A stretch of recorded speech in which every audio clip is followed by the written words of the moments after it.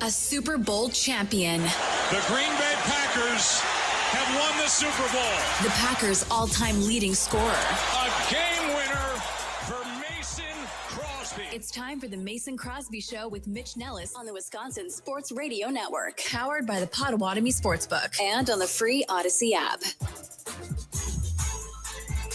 What it is, what it do. High noon on the Mason Crosby Show. My name is Mitch Nellis, a.k.a. Thunder. Tommy Wirtz in the house. Mason Crosby is here. And before we get to Mason, shout out, we are live from Natty Oaks in West Allis. It is Oaks Fest. They got food. They got music. They got raffles. They got some Mizorowski stuff already. So they've got some great stuff going on. Very excited to go down that list and tell everybody about what's going on. Mason Crosby, good day to you, sir. What's up? At first, I thought you were wearing a mock turtleneck, but I think that's just a high zip. Yeah. No, I know. So I had a black mock turtleneck from Whistling Straits that I loved, and I wore it all the time. I was just thinking about it. I don't know or is it a real turtleneck? I don't know. It looked like this. Was it a fold over? Did it fold over? Was it an think AI the real turtleneck? Okay. No. The real turtlenecks fold over, I believe. The mocks, just kind of just stay there. Yeah. Sorry, it was just an athletic Under Armour mock turtleneck from Whistling Straits. Those are good, Straits logo. Yeah, that was cool. It's all right. My mom will text in to say unzip Mitch at some point during the show. Mitch. Let him free. Hey, Blue Chew Gold for that, right? Oh, my God. Relax. Relax. Your mom said it, not me. Oh, okay. Mason, how you doing, bud? I'm good. Yeah, just normal day here in the life of the Crosby house. Just running around, getting back right in the nick of time, getting ready for the show. You've got some people doing some stuff around the house, painting, doing some freshen up work. But yeah, good day here in Brentwood, Tennessee. I was telling Tommy before you jumped on, we are the most traveled show and most spread around show in on this network. I mean, we're never in the same place. So this show goes everywhere. We go on each other's show. We go on Tommy on the leadoff show all the time. We're the only show that does crossover. I mean, we're just unique. It's a unique situation, and we're here for it. It's the toughest battles for the toughest soldiers on the Mason Crosby Show. That's what it is right there. Yeah, exactly. We're just fighting the good fight. We really are. We've got all sorts of things to get to today. We're gonna get into we're gonna talk about Josh Jacobs and what's going on there, and if there's an update and what do we expect, and what are our expectations already changing with that news. The Brewers are unbelievable. They win again yesterday, a game that looked like they were going to get no hit in, and they end up winning. Dominic Yates from Milwaukee Journal-Sentinel, he was there when Matt LaFleur spoke yesterday, so we're going to talk to him. And we'll talk some NBA playoffs as well. Game 6 of the Western Conference Finals tonight, Spurs and Thunder. Is it going to go Game 7, or do the Thunder take care of business tonight? But first, one of the things I want to talk about the Josh Jacobs situation is that I think a lot of people made a big deal. A lot of people in the office today came up to me and said, "Oh, Josh Jacobs was released, so he's okay, right?" And I'm like, that's not really how that works. That just means the DA hasn't pressed charges yet, but he's still under investigation. The DA is still getting all the details, and so we still have no idea where this could end up, right, Mace? That's what it sounds like. An unfortunate, situation as they release some of those, the calls and some of the police footage, right, where the neighbors were calling. It's got to be pretty extreme, I guess. So whenever a neighbor in a neighborhood, it doesn't look like he was in an apartment complex, like an actual house. No, the neighbors are calling and and saying that they hear screaming and something's going on. Like that does not bode well for for what these charges might end up being.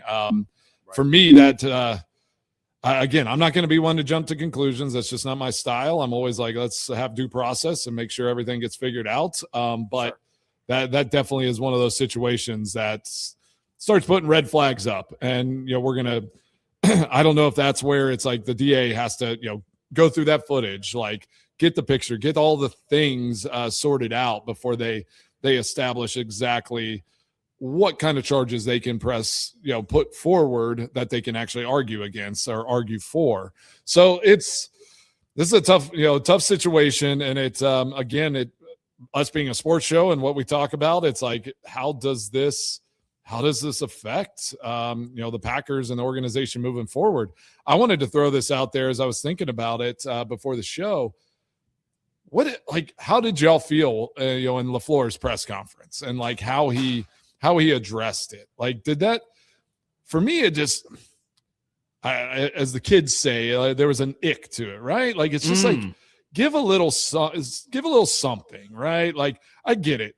Put it on the organization, put the statement out there. But I just feel like as a leader of that space, like, there just maybe needed to be a little bit more. But I get both sides, and I get just trying to say, let's do due process. Let this thing get figured out. We'll have answers when you have answers, and we'll address it then.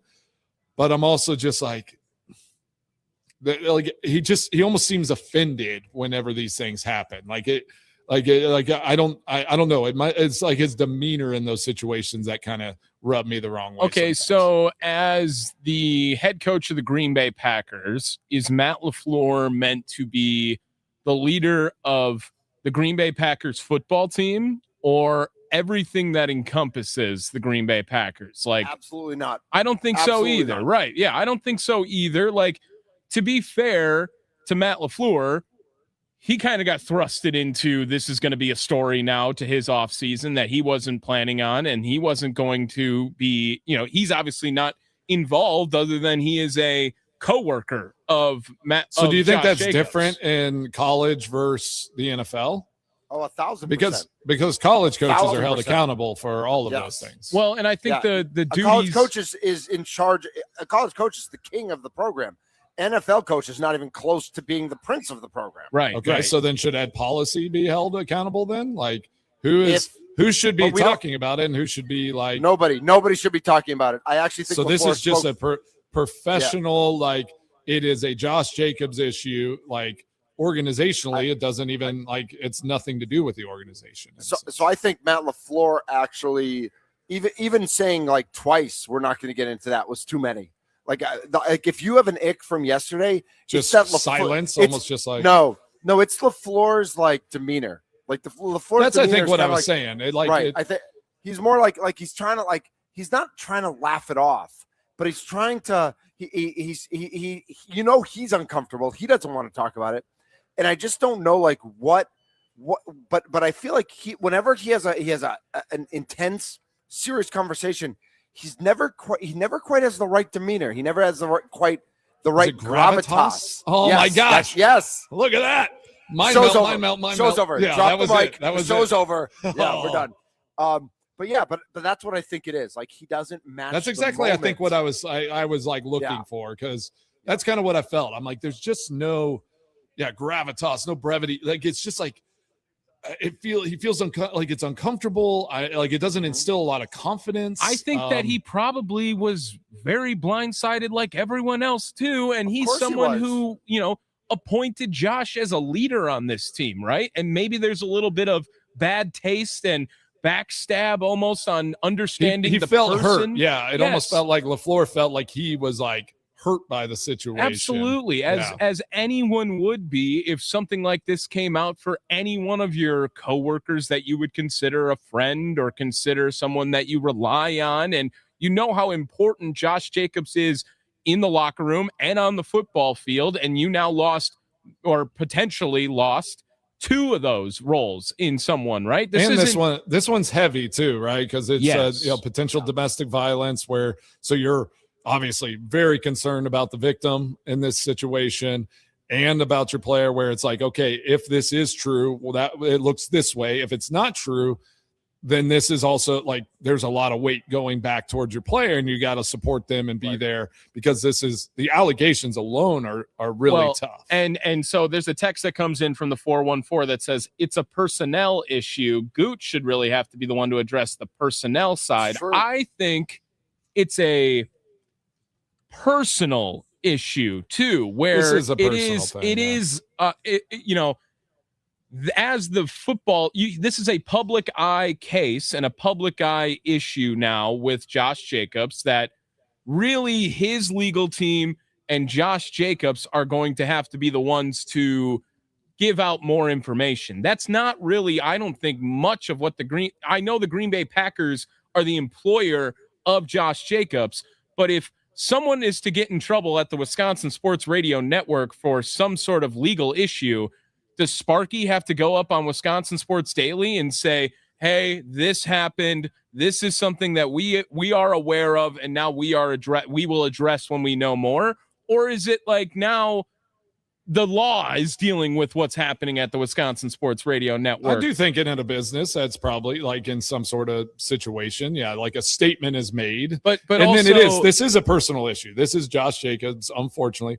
Like the organization has to remove itself from Josh Jacobs' personal situation. Yes. And then it's like, but we're going to support like the due process, and we're going to be there. I don't see a world where Josh Jacobs doesn't get put on some sort of, leave situation, like with this new evidence, that like the commissioner's exempt list or whatever, where he's like on paid leave, just because like in that process, like I think it would just honestly, in my mind, that would help kind of make it his issue and a personal thing, and take a little bit of that weight and pressure off of the Packers. Because as y'all are saying, like and this is why I want to have this conversation, because it's like when you're in that building, it feels kind of personal.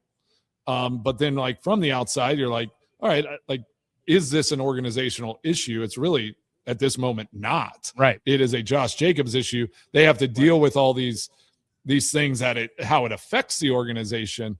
But all they can do right now is just let the process happen, support where they can, and just try not to do anything to make it, make matters blow up in any kind of situation. So we've got that from like Goot is in charge of personnel, LaFleur is the coach, Jacobs is the player. I want to go inside the locker room, because Mason, you were there for a long time, and for thankfully there weren't too many issues with the Packers during your time.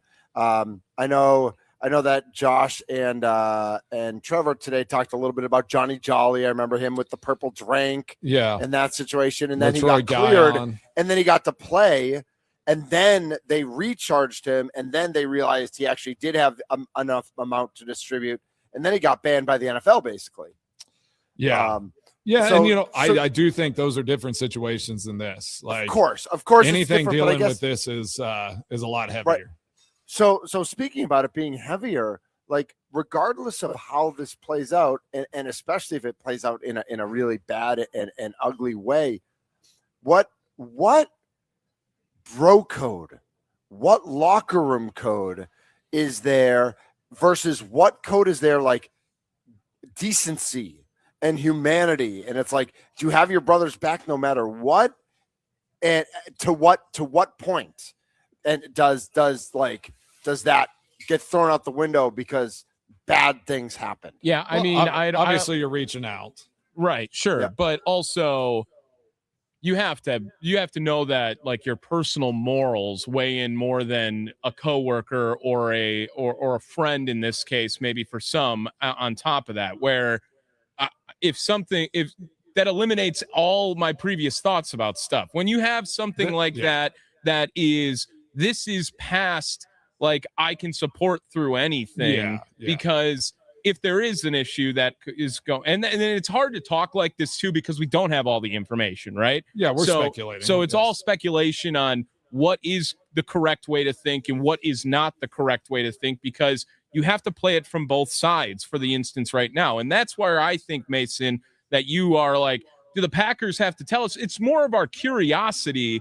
And this is an outlet to where we could get some more information, where that's why you're like, are the Packers obligated to talk about it? Where I personally think, no, I don't think the Packers are obligated. No, but I'm also like, here's in a locker room too. I think if you're close with Josh Jacobs, you start racking your brain. Like, did I miss something? Like, were there signs that like he was struggling? They're related. Sure. Like, you start kind of just in any of these situations, you start asking yourself, like where, like, did I miss something? And I think from an organization side, with like LaFleur, all that, like they're like, if this is true, if any of these charges stick, like what did we miss, right? And like, did we not support? Did we not do, like, you start kind of looking into yourself and saying like, gosh, like something obviously went off the rails for something this significant to happen. If everything ends up, being true or part of it being true. So that kind of stuff gets me a little bit, it's, the Johnny Jolly, the Troy Guions. It's like you hurt for them and you feel for them. You're like, why did you get in that situation? Right. But it only, in a sense, affected them, Right. So right now, like if you're in that locker room, you're like, gosh, I hope and pray that this actually didn't happen, because it changes your whole perspective of your teammate. It changes how you view him completely. Absolutely. 414-677-1250 is the Nicolay Law Talk and Text line. 414-677-1250. Your thoughts on the situation. Scotty Tiffany writes in, it's a different scenario. This is the future of the franchise at risk. Since the Packers are owned by the fans, shouldn't LaFleur or someone speak about what's happening? And again, I think I respond to that emphatically no. There is literally nothing the Packers can share here beyond, we're going to wait to see how this plays out. We're going to wait for the legal process, because that's what you have to do, like legally. Like there's nothing that you can't say. They'll address it once something is, it happens. Like if the DA comes out one way or the other, however, charges, no charges, that's when they can step in and make a statement, I guess. Right. And I know that there were questions, that LaFleur kind of tried to deflect yesterday about, like, if this goes the wrong way. Yeah, those are tough ones. What are the plans at running back? And how, a lot of people asking about how Lloyd looks. And those are all questions that LaFleur can answer without really answering, right? Yeah. Like, hey, it's day one of the OTAs. We don't know how anybody looks right now. Is Marshawn Lloyd doing his due diligence in the offseason workout program? Yeah, he checks in and he's doing what he's supposed to be doing. But again, there's no, you don't want to say, well, if Josh isn't here, here's our plan. Sure. He doesn't even have that plan yet. Like that's not even part of. Well, I will say though, right? Update for Tommy with Jordan Love. I did see an update on Jordan Love was running while the young guys were doing 7-on-7. So that's all I've heard about Jordan Love so far. And OTAs so he can still run. That he's doing like 20-yard kind of jogging. They said wind sprints in the in the tweet, but it looked more like a jog. I'm like, and what is a wind sprint? How many times did Mason Crosby have to do wind sprints at Packer practice? I ran every day. Like full sprint? Like we ran, half gassers, like days we weren't kicking. Okay. Did you ever long distance? Were you ever a long distance runner? I hate running long distance. Oh, you hate running? Yeah. Okay. I'm a sprinter. You're a power guy. Yeah. I'm a short powerful. distance. Yeah. Like give me 10 yards. Short spurts of 3 just steps. Bursts. Yeah. Just bursts. Yeah. Bursts. Ron is in Rome. Ron, you are first up on the Mason Crosby Show. Thunder live from Natty Oaks. It's Oak Fest all weekend long. Get to Natty Oaks in West Dallas. How you doing, Ron? Good. Something that made me think, he's like, oh, if you know the guy, you're thinking, oh, what did I miss? And I thought, the Packers have had a lot of players with mental problems, like Romeo Dobbs, Jair Alexander, now Josh Jacobs. These are highly driven, passionate people that are under a lot of stress. And I think the Packers are missing something on, helping their players deal with pressures of the game and, of their wealth and all the other thing. And maybe they need to do a little more counseling for these guys. That's an interesting take. I mean, I know they have a full-time, sports psychologist in the building, and there are the resources, but you also have to be willing to go get that help. But yeah, maybe like, again, where does the organization step in, right? Like, is LaFleur, is Goody, are these guys like having conversations with their players to like maybe identify those things? Like Green Bay, I love playing there. A lot of guys, like it's a great place to play, but I think it's hard for a lot of players. It's a little, you feel a little isolated. You feel, you're up in Green Bay, like you're away from the rest of the NFL world, it feels like. And that can be very lonely for guys. I don't want to sound harsh when I say these things, but even just like going and having the action of going to have a sports psychologist feels like the Packers going above and beyond from what is maybe a necessary requirement. Maybe it's a necessity, and they realize they did have one early, but it's a requirement now. So but they did bring someone in like kind of before it was required. And it is a resource. I mean, I use him. I met with him every week. Well, and I imagine for the kicking game, like being very mental too during the process as well. What I talked about, here's what I didn't talk. We talked very little about football and about my job. I was going to ask, like, when Molly was going through her stuff, like just have somebody to talk to. Exactly. Whenever my brother's wife passed away and all that, it was just family stuff, having kids. It was just like, I just literally left it there. And then I was able to, go out and do my job. And I think I'm sure there are people who take advantage of that. And there are people who think they don't need it or don't take advantage of it. And maybe they should be. I think to Ron's point, though, about highly driven individuals, when you have a room of 53 highly driven who are so, laser focused on success in their career. I mean, he mentioned Jair Alexander. He mentioned Romeo Dobbs. I'll bet you go into every single NFL locker room and you have, you have your mentally strong guys and you have your guys who are dealing with things, and everywhere along the spectrum, everywhere in between. I think it's great that they have someone there for them to talk to, but I don't think a Jair Alexander or Romeo Dobbs is strange or different or Green Bay specific. I think those are challenges that we deal with in society with highly driven people and having the ability for mental health and talk to people. I have one more question on this for you then, Mason. With that sports psychologist, is it something that Green Bay sets up? Hey, once a year, I want you to meet with this guy, or once a month, or is it all you have to have your own proactivity on getting that resource used? No, from what I remember, I think they try to identify and be proactive, and it's like, hey, you need to go. You got to meet with Chris Carr is his name. And, I know the rookies, I'm sure all the rookies have to go and, sit down and have a conversation. So he gets a baseline of like kind of where they're at and like how they can progress forward. But some guys just need their hands held, right? Like if, it's unfortunate, like in all walks of life, there are people that, don't think something's wrong until it's too late. Like what we love about sports, it can be the worst part of social life, right? You live on a knife's edge. It's like you are just sitting there, it's like you're saying, highly motivated, all these things, high driven people. And whenever it slides one way or the other, it can go off the rails quicker than you can even anticipate, right? So I think that's the hard part. It's the maintenance. It's the day-to-day. It's the all the time.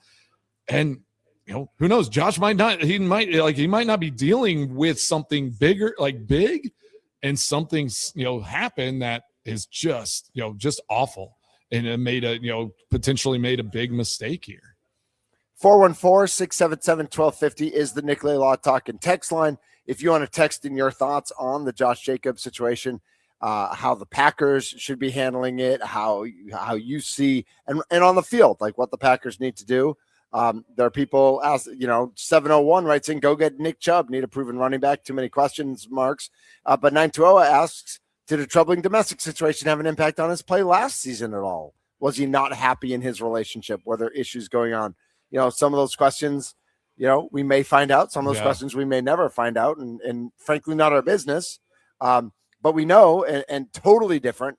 But we know that Damian Lillard was not Damian Lillard when he was in Milwaukee because he was going through a divorce with his kids. And like, it never, from what we know, it never got to any circumstance of anything like this, but just the mental taxing of being in a tough personal situation can affect your play on the field, on the court, all those things. Yeah. These types of things I don't feel like happen like, it's not like just that moment. Right. So it's sad. Like, and again, we're speculating. So I feel like maybe we start, we'll update on this, but I don't know if we want to just continue speculating until we get some answers like on our show every day. We'll just kind of update what we know and all those things. But this is kind of a side note. I was watching. Have you ever seen that show Shrinking on Apple TV? I've watched every episode. Siegel it's amazing. And Harrison Ford, right? Yeah.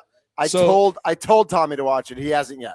Yeah, you should check it out. And like they actually, this situation, not a domestic violence situation, but it was a situation where the therapist sits down with a friend, but then was also giving him a little therapy advice, and she was just like, these things don't usually happen in a vacuum. Like something has led to this this extreme moment, and I mean, who knows what they was building to this moment. So I just again have thoughts on if this is all true, that the victim it's justice is served, and just hope that Josh can get the help he needs if all this is actual factual and these charges actually hold up. Obviously, we will keep our eyes on this, and any breaking news we will bring to you immediately right here on the Mason Crosby Show and throughout the Wisconsin Sports Radio Network. But we got to talk about the best baseball team on earth. I mean, we have to. Like, what are our expectations now? Yeah, I mean, they should win 4 World Series in a row at this point. Like, they should literally. We're just gonna start stacking them. If you can win 4 in one season, the Brewers are going to do it. Yeah. Put them on skates. They're going to win the Stanley Cup Finals next month. Let's go. Let's do it. He's Tommy Wirtz. I'm Mitch Nellis. Mason Crosby's here. I'm at Natty Oaks. It's Oaks Fest. There's music. There's special food. There's going to be food trucks here. The Whiskey Bells are going to be here. There's awesome raffles. They've got some Mizorowski stuff. They've got some Jordan Love stuff. They've got a Taylor Swift signed guitar. Let's go. Mason, I already put your name in for that one. Yeah, you bet. Yeah, that's awesome. So all sorts of stuff going on here at Natty Oaks in West Dallas. Get here today, tomorrow, all weekend long. And of course, their golf outing is on Sunday. This is the Mason Crosby Show. Yeah, buddy.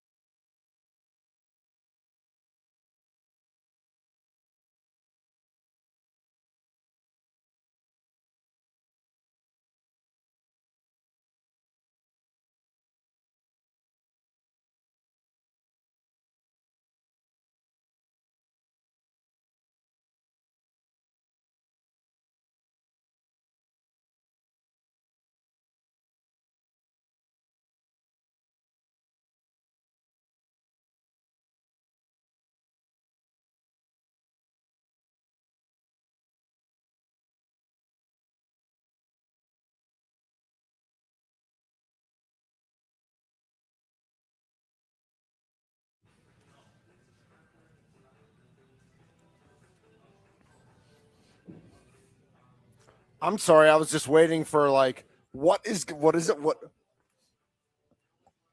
are you choosing bumps now, Tommy? I can do what I want when I'm in this chair. You can. You can. Yeah. Put us in, coach. We are ready to play because our Milwaukee Brewers are ready to play. This is the Mason Crosby Show on the Wisconsin Sports Radio Network. Mitch Nellis, Tommy Wirtz, Mason Crosby with you. I'm live at Natty Oaks. Sparky will be here from 2 to 5 as well. So if you can't get here now, but you can get here for happy hour or get here this evening, make sure to get to Natty Oaks in West Dallas. Mason, I feel like it's almost a broken record from last season. The Brewers are just the best, and that's it. There's not should we just again? We dropped the mic when we both use gravitas. I think we can just drop the mic. The Brewers are the best. Everybody go away. Yeah, in the conversation. I do love Cubs fans, fans of other teams where they're just they get so mad at how the Brewers play, how they're set up, and they're just I do not understand how they just keep doing this.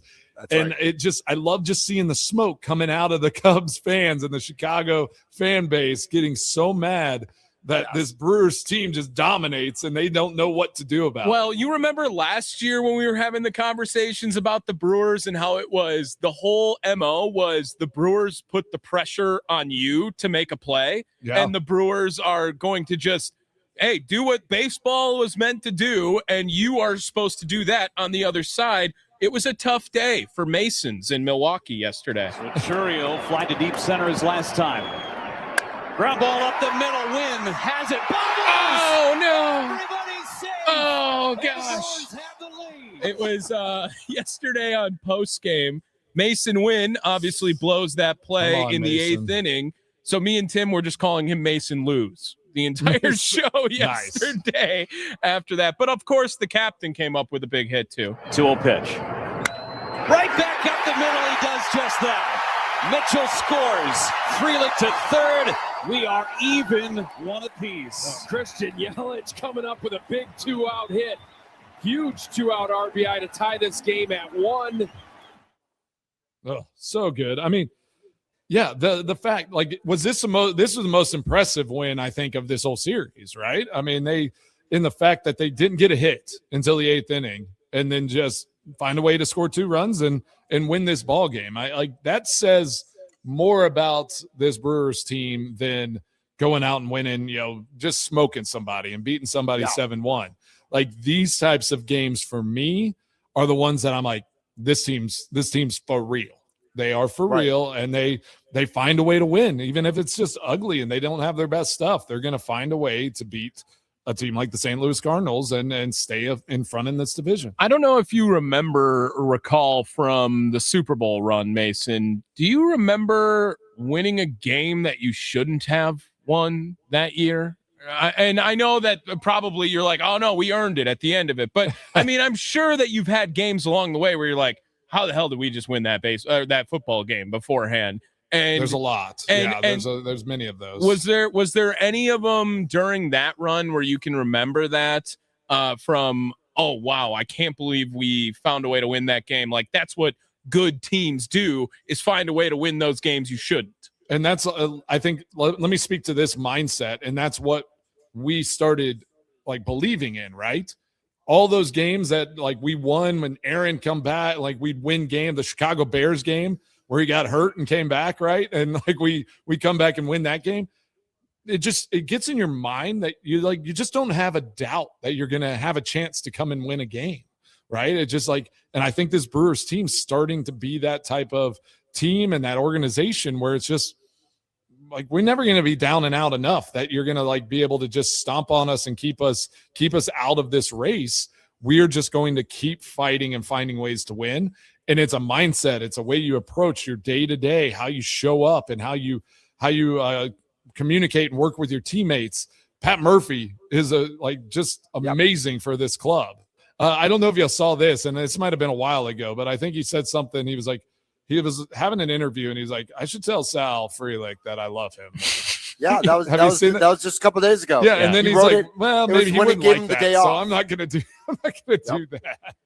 I love that. I mean, Pat Murphy would be so much fun to play for. That guy, just does it the right way. And I think he just allows his players to go out and do their job. And he's like, hey, we're going to lose where it's not going to go exactly how we want, but go out and win a 2-1 game where you don't get a hit until the 8th inning.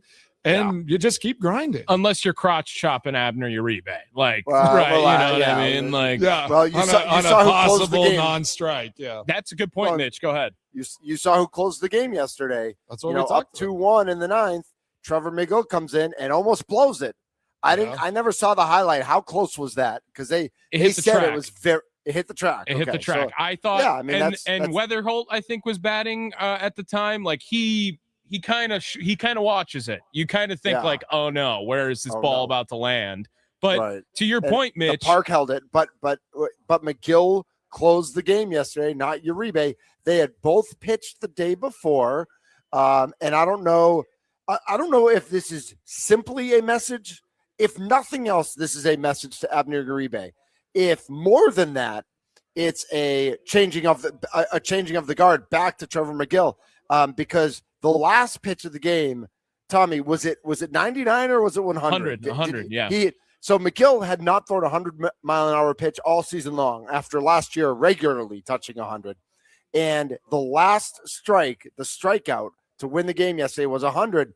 And listen, if McGill's back to 100, he's the closer. Like there's no conversation here. And if Uribe is going to act the way he is, he just makes that conversation and that decision easier for Murphy. Not that it should be a decision anyway. If McGill's throwing 100, he should be the closer. But Uribe is great, and they need him to be great. And he was great last year in the 8th inning, and he was great when McGill was hurt, and they needed him as a closer.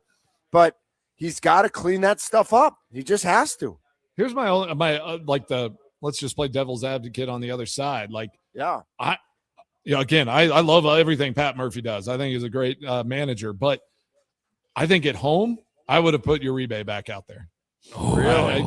Because now the next time he he's probably going to be on the road, and that's going to be a hostile. They're all going to, fans are going to be up. Everybody's going to be Houston. When you put, cares. I mean, I don't know. I would have put him back up against that and let him kind of get not over against what the Cardinals. he did. Not against the Cardinals, and he does need. I mean, listen, this is a message. Don't mess around like this. I also think we're trying to win baseball games. You might Brewers fans were just as ticked off about that message that Abner Uribe sent as opposing Cardinals fans were. Like that was. So you think Brewers fans were they would have been booing him? Some Brewers fans loved it, but I think most Brewers fans did not love what. I think Uribe they did. at least knew it was a problem. Maybe you didn't have an opinion on it necessarily where it was I agree or I don't agree. People the wrong but way. as soon as Abner Uribe did it, everyone knew Pat Murphy was going to meet him out in the middle of the field. Everyone knew that was not what Pat Murphy is telling Abner Uribe to do. We're not seeing Pat Murphy after a 6-0 win crotch chop towards Ali Marmol. That's not how Pat Murphy operates. That'd be pretty funny, though. At least you're not wrong. Unexpected. Hey, two things can be true when I watched Abner Uribe do it. Number one, my first thought was oh my God, Pat Murphy is going to hate this. This is not the Brewer way. This is not how things happen. And number two, that was hilarious. It was shocking. It was what is he doing? Yes. But there are celebrations, and there is talk. Pat Murphy is not anti-celebration, and he's also not anti-talking trash. It just has to make sense. And what Uribe did if it's emotion and he turned, he looked, do and then it once it and talk smack, delayed. but it was the triple chop while a challenge was going on. Yeah. It just it was just a bad look, and it wasn't team friendly. If you're doing it with your teammates. And it's part of a team thing, even Aaron's, if it's negative. Thrusts or the belts and all that stuff. Right. If he would have pointed to the dugout and walked away, then maybe it's hey, I'm sending a message, right? Yes. And that's something where that you're going to spark attention there. But this was like Mitch said, it was a little over the top for a guy who already is a little over the top with emotion every time he pitches, where he's shaking dice and pointing up and going all over the place. He's already a very animated guy. So that took it to the next level. And Pat Murphy's all right, we've crossed a line of where you're energized and excited, and now like you're distracted and you're doing stuff that's not helping this team. I think that was the fear, is that he was going to be distracted. Yeah. This is the Mason Crosby Show. Tommy Wirtz, Mitch Nellis, and Mason Crosby with you. I'm at Natty Oaks today. It is Wings on Thursday, so the specials on wings. I may have had a couple. No big deal. Don't worry about it. Nice. They're grilled. They're so good. When we come back, there's a question on the text line that we got to ask Mason. Because I know Tommy and I can't answer it, so we got to see what Mason has to say. He's Mason Crosby. He's Tommy Wirtz. I'm Mitch Nellis. We are the Mason Crosby Show.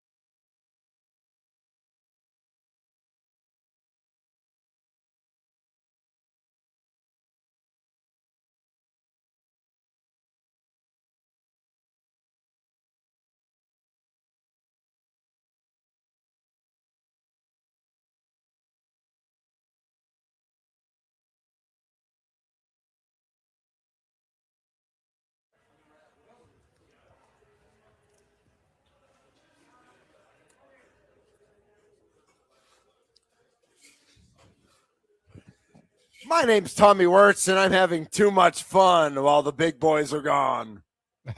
just living life. You just suppress my creativity on a No, given you day. suppressed my creativity.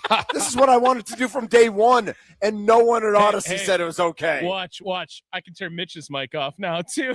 Oh, total control. I'm kidding. Uh-oh. Okay, you're back. Tommy's You're loving back. the You're control. Back. You're back. Uh-oh.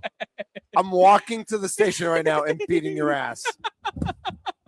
This is happening on the Mason Crosby Show, and we are from the at the Wisconsin Sports Radio Network studios, powered by the Potawatomi Sportsbook. Right. We got a quick segment here.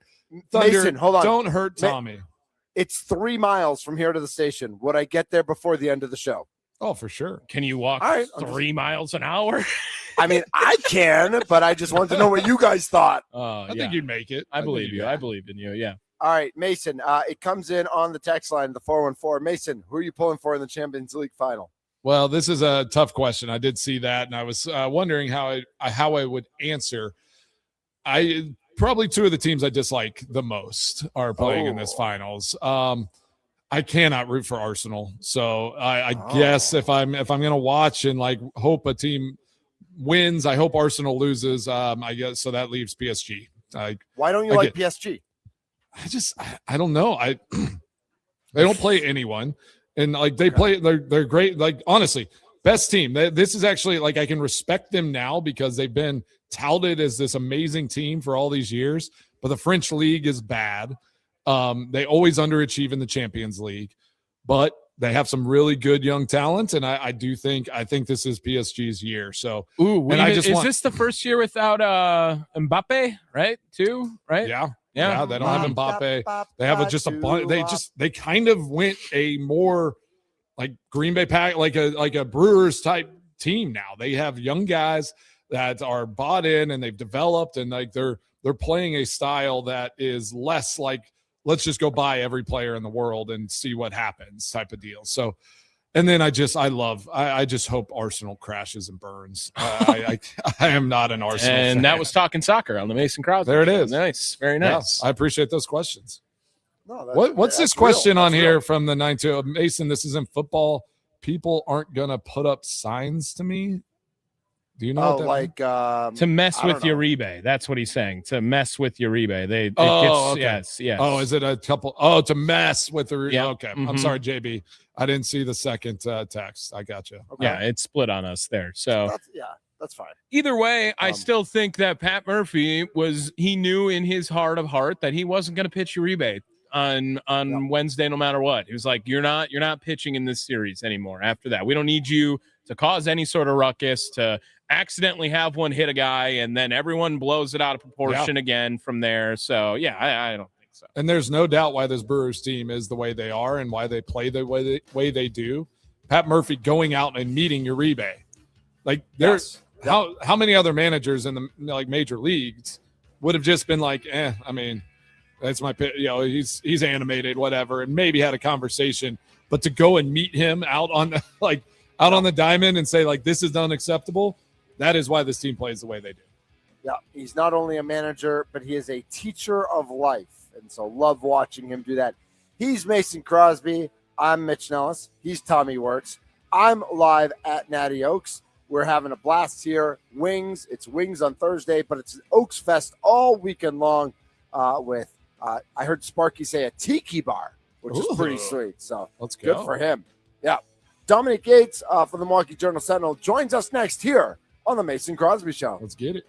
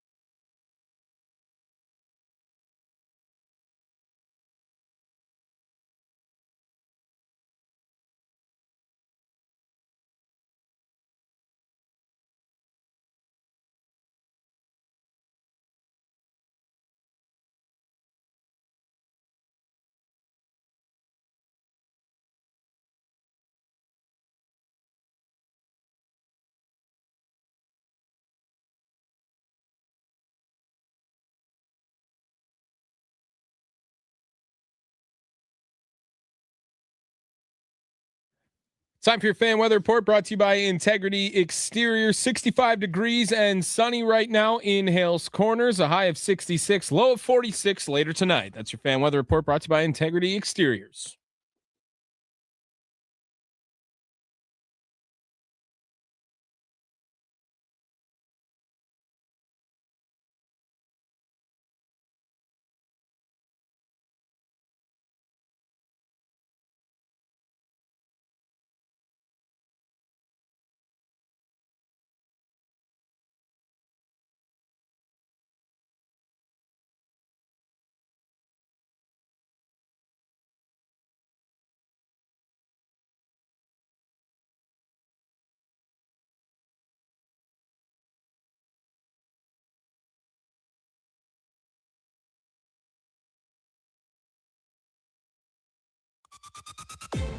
A Super Bowl champion. The Green Bay Packers have won the Super Bowl.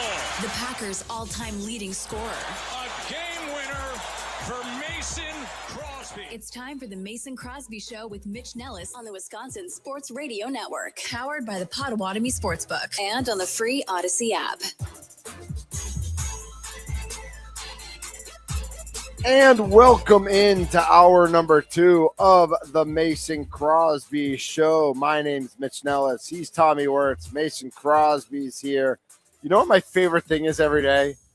As I do the intro for the second hour, I go to my phone and I'm like, Mountain Time Zone cities. Just you're learning so much. I'm like trying to figure out what, I think we've done Provo, Utah, but I just want to do Provo, Utah over and over. It's a Fletch. I love that there's 10 states in the Mountain Time Zone, and you can only come up with less. Okay, there's less. 7 There's states less. in the Mountain Yeah, I'll Time give you Zone. 7. You've gotten to 3 cities. How many since U.S. states doing are in this. the Mountain Time Zone? Which cities in Canada? 6. Portions of all right. Canada. We've done Is Calgary, Regina, Edmonton. Canada? Regina. Okay. That's where John Regina Ryan's Central. from. Regina. I think Regina is Central.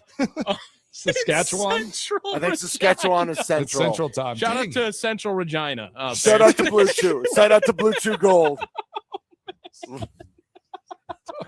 I love it, man. I love when Tommy laughs. Why are you such a child? It's the I name know, of I a know. city, bro. I love it. You Right. know right now. What are you talking about? How full circle is it that the only guy from Dolores? Regina that we know ended up buying a team called Pickles? also Exactly. during Oh, this? I love that. you know it was on purpose. You've talked to John Ryan. Dolores.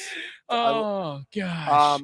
There's a famous Seinfeld episode about names that rhyme with parts of the. Yes. Got it. Yeah. Dolores is the good one. This is the Mason Crosby Show. Tommy's still looking for that one. Tommy Wirtz, Mason Crosby, Mitch Nellis here with you. Man, I don't know if he wants to come on now. Would you want to come on after that intro? Joining us now on the guest hotline powered by Gruber Law. Remember, I'm at Natty Oak. Is our good friend, at least he's laughing. Dominic Yates, he was at OTAs yesterday. He was I saw him on video. Oh, nice. At I think it was Ryan Wood's video that Dom was like front and center on the other side of Matt LaFleur. Dom, how are you today? Yes, I'm great. Yes, I was in Green Bay. I was in Regina or whatever you guys call it.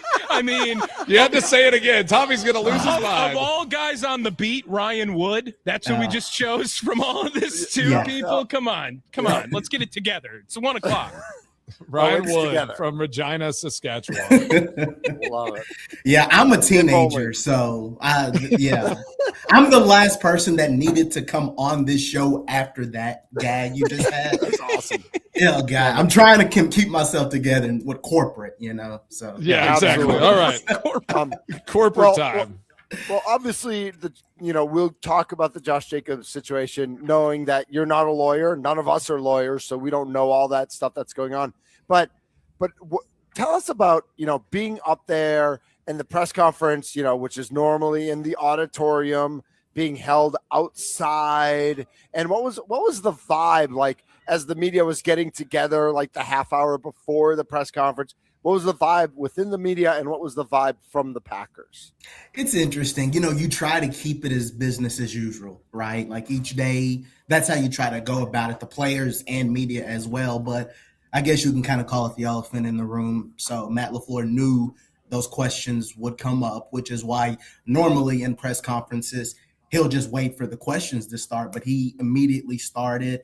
He just said, I'm not going to comment on this situation with Josh. I'm just going to go to the statement that was already put out by the team. So going into it, you knew this was going to be one of those type of press conferences, which is understandable, right? So, and part of our job, you still have to ask those questions just to see.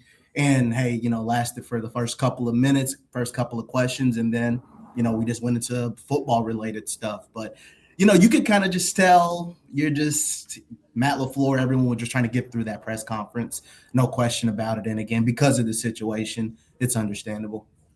Is that why they had it outside, just to keep it a little more casual and like to just so he wasn't trapped in the building and having to potentially ask or answer the same question over and over again? I get it to a point, but like, is it almost just to get those questions on record so they can almost go back to them? And once things start settling out, it's like the media side, it's like, all right, we asked this questions. This is what he said that day.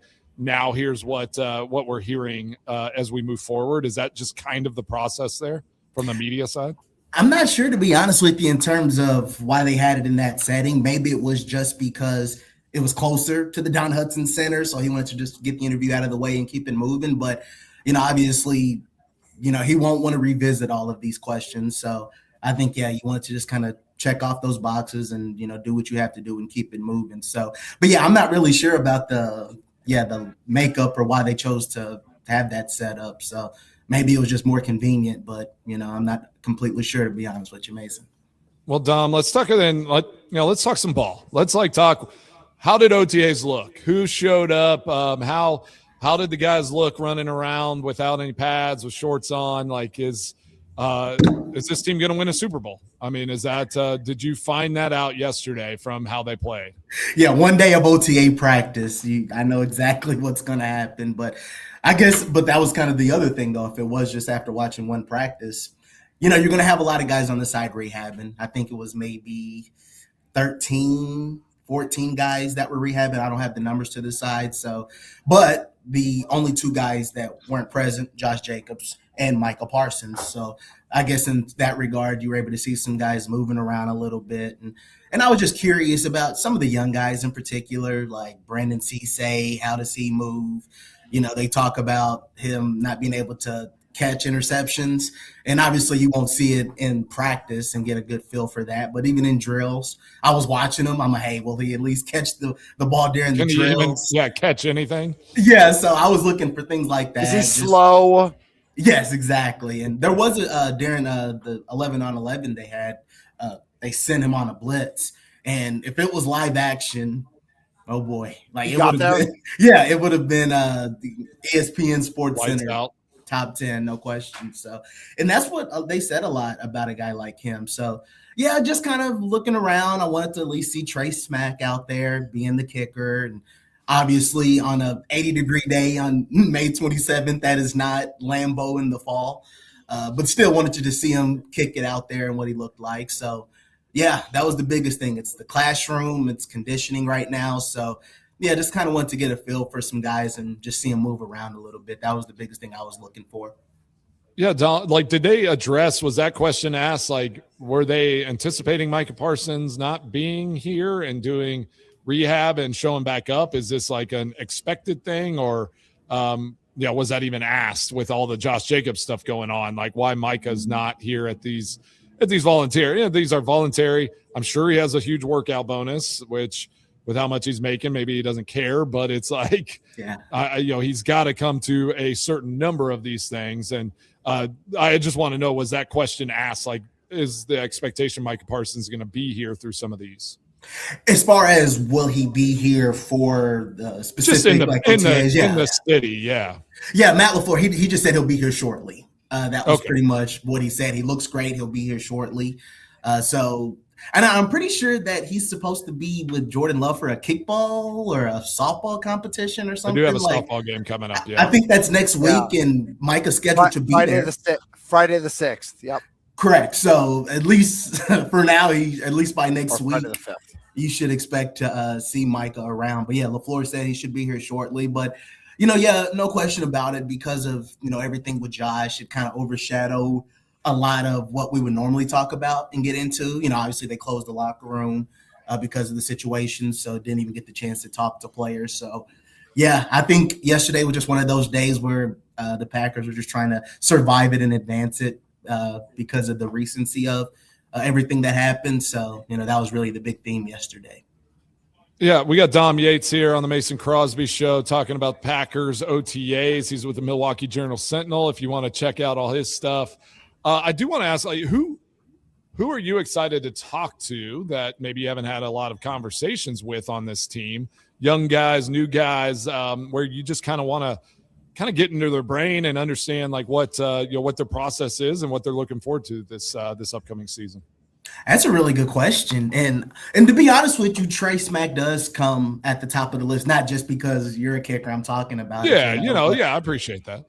But, just because of, the history, there's obviously there's been a lot of success in the kicking game. And over the past few years when they tried the young guys, it didn't work out. And, I'm curious about how he ticks and, how will he master kicking in Lambeau? Will he be able to have that low straight ball when he's out there when it's windy? So there's a lot of things like that I'm just curious about, and, what he's feeling about that situation. So he's the guy that's on the list. But a lot of the young guys, Denai Dennis Sutton, I think he has a chance to get on the field even as a young guy. Athletic, Penn State, he's talented. So I'm curious about what he's like. So there's a lot of those guys that come to mind, especially some of the new guys, just to see how they'll fit. Will they be used? Because, there's some experienced players, but, there's a lot of guys, especially some young guys that have a chance to contribute. Do you think we should expect – I know obviously Matthew Golden's expected to be that one of the top 3 receivers, but Savion Williams was also drafted last year, and he has – it seems like a lot of upside to him. Even LaFleur, I think, talked about that because I think he got asked the question, do you see Savion playing any running back if something happens with Josh Jacobs? And he's like, we're focused on making him a wide receiver and, being an NFL wide receiver. But his name has been brought up, and I've seen clips of him from the first OTAs. Do you think there's a little bit of an expectation and hope that he can take a big step this year and maybe want to be one of those explosive playmakers for this team? Absolutely. I think he's one of the more intriguing players on the roster. For me, it's Savion and Marshawn Lloyd as well, which I'm sure he'll probably come up in a minute because these guys are so big and athletic and fast, and especially with Savion because of the injuries, you really couldn't see him get into a rhythm and go. And then plus, of course, all of the receivers that they had last year. So I'm fascinated to see it this year when its roles are more defined with obviously Watson, Reed, and Golden. And then, how will they use him because of the TCU offense and how he used to run the air raid and he could play some running back. So I'd like to see him run the ball. He even had some good moments in kick return last year. So, I think if he can stay healthy and they can use him, I think he's just another good weapon to have. Dom Yates joining us here on the guest hotline powered by Gruber Law. And you mentioned some of those wide receivers. Well, someone else who's going to be a big part of that group, of course, is Tucker Kraft. Mm-hmm. And all signs point to Kraft being ready for the regular season, which, frankly, I'm not surprised. People were surprised when they were like, oh, he's on schedule. He's ahead of schedule. He's Tucker Kraft. Of course he's on schedule. Have you seen that guy? Yeah. What do you expect to see his involvement be like during this OTA term as he's on, because of the recovery from injury, he is on a different schedule than what would normally be out there? Yeah, I think they'll just slowly try to get him ready for training camp. Matt LaFleur said the hope is to have him ready to go at the start or just very early into it. So, you see him over there on the side and he posts videos on social media and videos he looks good. And Matt LaFleur said the same as well. He said he would love to have him out there right now. And even just watching him rehab, it seems like he's cutting and moving well. So I think around the time of the season, I think it'll be 10 months since the injury happened. So his window I think will obviously be a little bit earlier than like a Michael Parsons. I wouldn't be surprised at the start of training camp or early on, they'll try to get him ready to go. But I think, they'll just slowly, week by week, try to just build him up to the starting training camp. And I don't see any reason why that won't happen.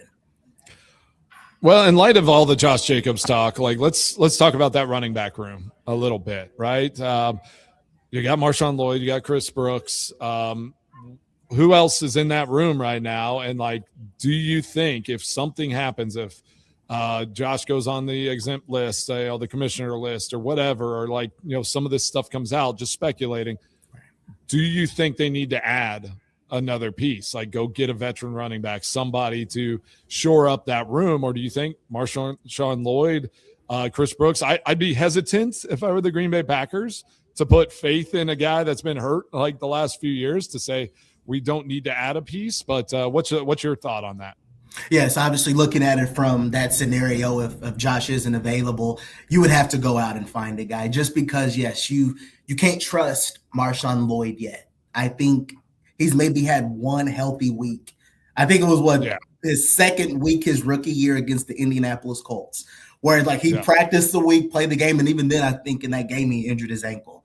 So you just can't trust that right now. It sounds like whatever he did in the West Coast with learning the biomechanics that brought on from I don't know. Again, like I'm not a lawyer, I'm also not a doctor, but it sounds like he figured out the biomechanics and he's done the proper workouts to be able to play and stay healthy. But like you said, you just can't trust that right now. And Chris Brooks, he's one of their scrappy guys. He's a core special teams player, but he's not a number 2 running back. And he's good in pass pro. But as far as like what they had last year with an Emmanuel Wilson, where you can give him the ball and, hey, he might break a 20-yard carry or a 15-yard carry or maybe have a 100 rushing yard game. You were able to get that with Emmanuel Wilson as a number 2 guy. You're not getting that with Chris Brooks. That's and then, Pierre Strong Jr., like he's been around the league, but hasn't really done a whole lot. Damian Martinez and Jaden Nixon, these undrafted young guys, like you just can't trust that if that's your running back room. So you would have to go out and find somebody to help, keep things going because of Matt LaFleur's offense needs that run game to marry the pass game. So they would need someone that they can really trust. Well, and Dominique, you mentioned the undrafted guys at the end there too. J. Michael Sturdivant caught a lot of people's attention, it looked like, after first day of OTAs. And it's a wide receiver room that lost to Dontavian Wicks, lost to Romeo Doubs over this past offseason, rather. And the Packers always have a UDFA on that 53-man roster to start the year, right? That's been a trend now for, is it 10, 15 years or something like that? The Packers have done that. And he was the first name that kind of jumped out. And I'm wondering if, it's obviously only one day. You can't really make a judgment on he will be there after one day. But I'm wondering if that wide receiver room looks any different with a J. Michael Sturdivant there, or did he stand out versus the rest of the guys on day one and have an opportunity to maybe make a name in a room that is still kind of trying to figure it out, it looks like, for the most part this offseason? Yeah, it's a fair question. It's obviously tough to say stands out because they just have helmets on. They're running routes on air. But, from what you saw, you see a big guy. Hey, welcome back. You see a big guy. You see a fast receiver. He made some nice catches. So, he passed the eye test. That's the biggest thing. Just like Matthew Golden last year, he passed the eye test. So, these coaches will say it. They want as many receivers as they can. They love the body. So, if you're able to find a diamond in the rough with a young guy like, J. Michael Sturdivant, you would feel pretty good about it. So, I think, from at least day one, he was one of the guys out there that I was like, okay. There's always those one few guys that kind of catch your attention during the offseason, like Nazir Stackhouse being a guy last year. I was like, oh, who's this big guy running around? And, he earned a spot on the team. So, yeah, you can definitely wait and see. I'm interested in training camp when they get the pads on and see him kind of go one-on-one and battle with some of that secondary guys. Yeah, once you have to get a release and, get catching traffic and do all the things, seen it a million times. guys just show out and they're catching everything, look amazing in OTAs, and then it's like those shots start firing, and it's they're a completely different person. So, but there's also guys that will surprise you. So this is, and someone that might surprise you. And this is actually a question for Tommy. Where do you think Bo Melton fits into all of this? Oh, dude, what is this, man? I mean, he's the backup kicker if anything goes wrong. I just saw. Is he a receiver? Is he a corner? What is he doing? I heard they changed him back to wide receiver on the Packers website. Man. Back on the website, had the offensive jersey, was written on the paper as a DB. So I don't know. Whoa, gosh, it's all over. He's going to be so confused out there. It's so infuriating. It's all off season. It's where is Bo Melton playing and why is Malik Willis not getting re-signed? Like, that's the only headlines that we have. And then Jordan Love running wind sprints at OTAs. Right, that's what we got. Exactly. Yeah. So I did he only practice with the wide receivers yesterday then, Dom?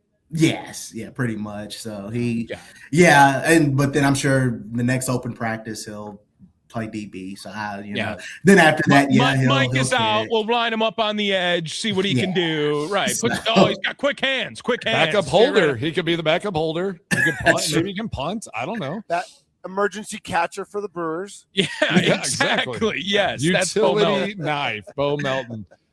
But joking aside, like I do think that wide receiver room. It in a sense got better this offseason because they defined who their top three guys are. Like I think for the first time in probably 3 years, it's like these are three guys, and now everyone's trying out and like trying to make those last 2 to 3 spots in that wide receiver room. Whereas when you had Romeo Doubs and Wicks and all these guys, like I think for LaFleur with his system and how he tries to do it, it was almost convoluted. It's like Goody did him a favor and said, like, you build an offense and these are going to be your weapons. Like, you don't need to get the ball to everybody. Bo Melton doesn't need to be the third down receiver for you.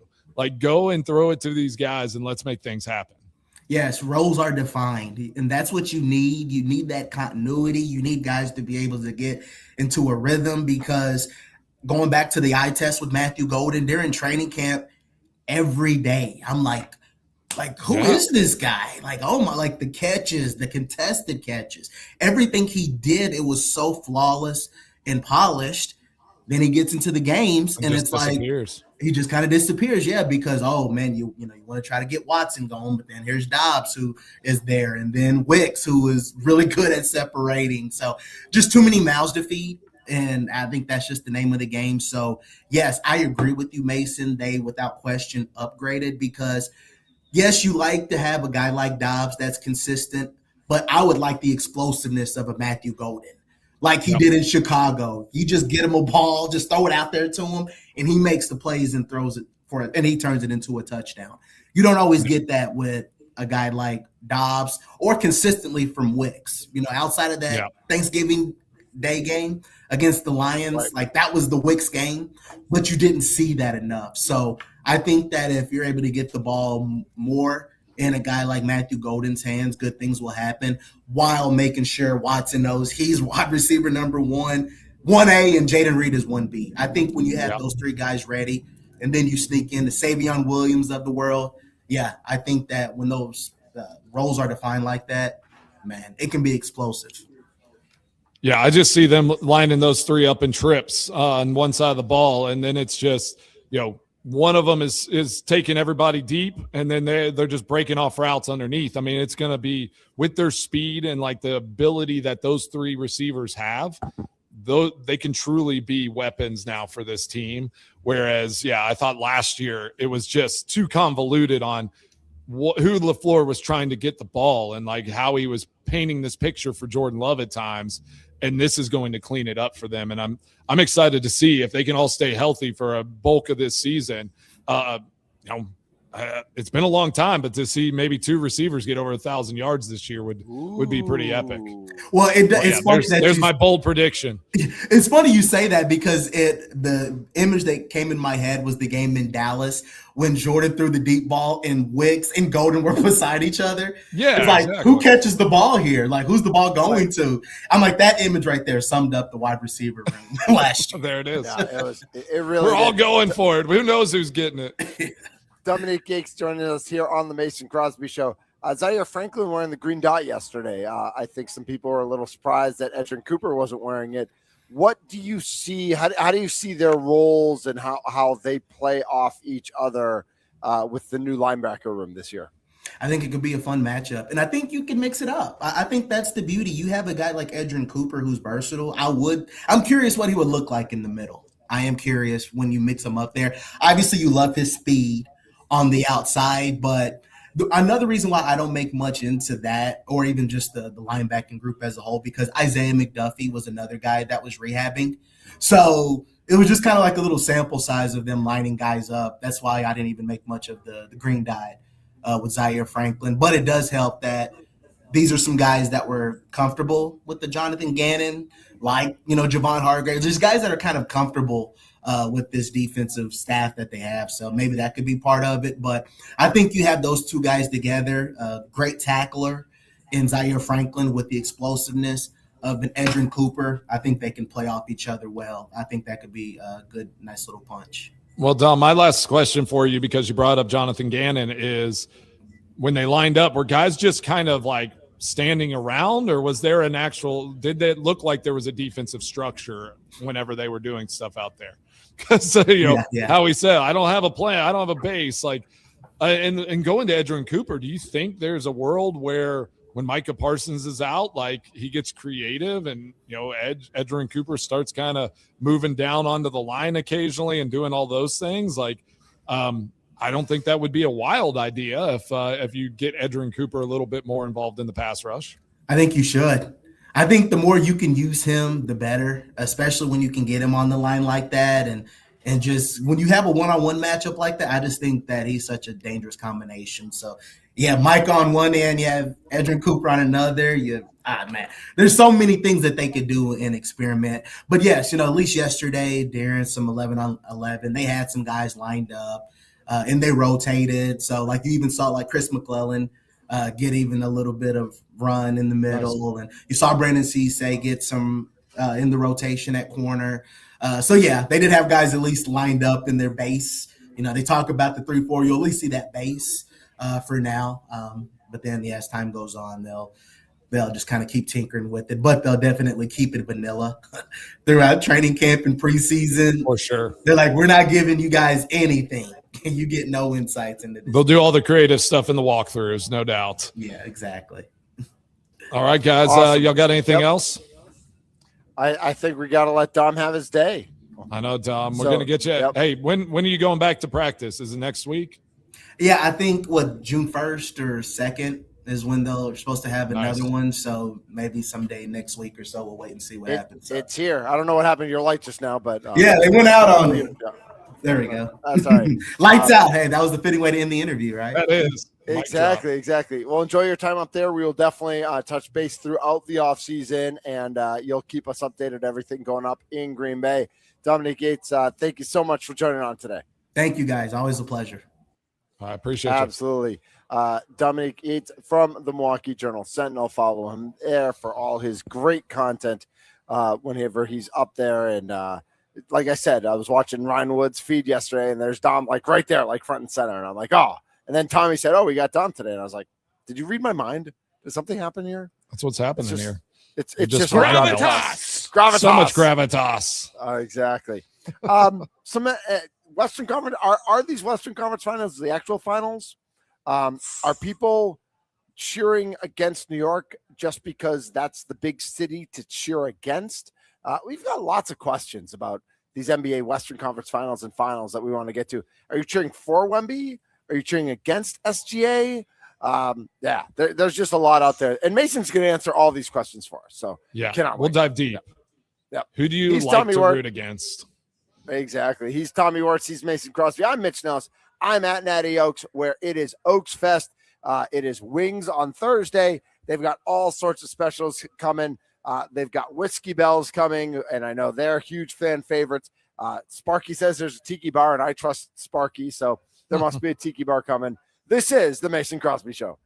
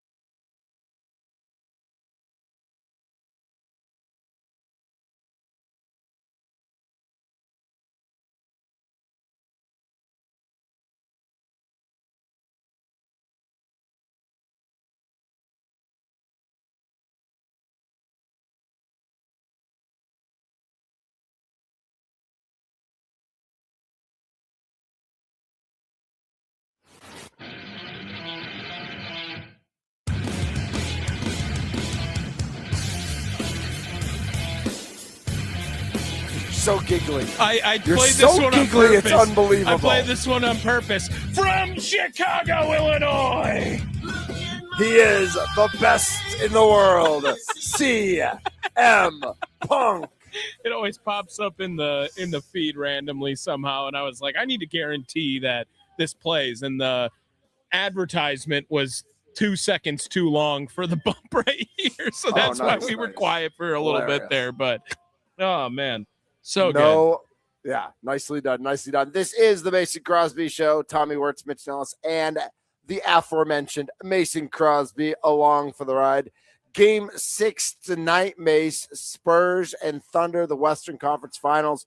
The Knicks are in the spa, in the sauna, in the hot tub, just hanging out at home for 8 days after they had, 10 days off earlier in the playoffs. Seriously. They've won 11 straight by an NBA record, not just in the playoffs, but ever for the highest amount of points won in an 11-game winning streak.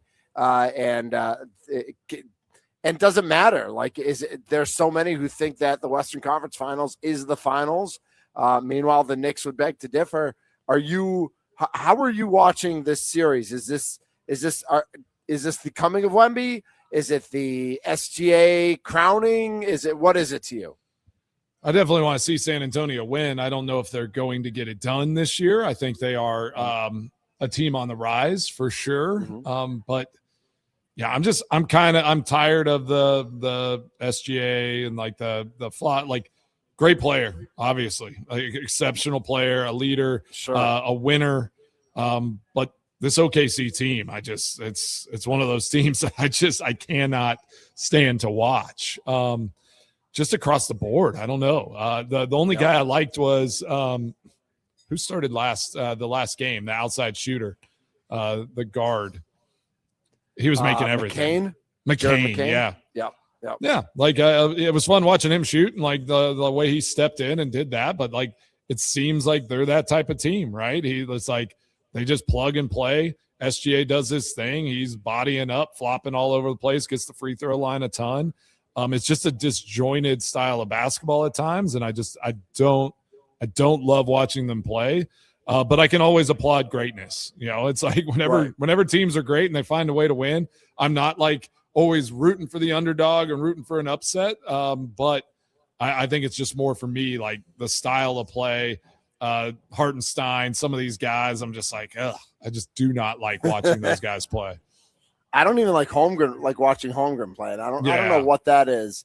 But I just think he's like, I don't know. I can't tell if he's good or not. He's third team All NBA, and it's like, what does he do? That's good. I'm not even sure.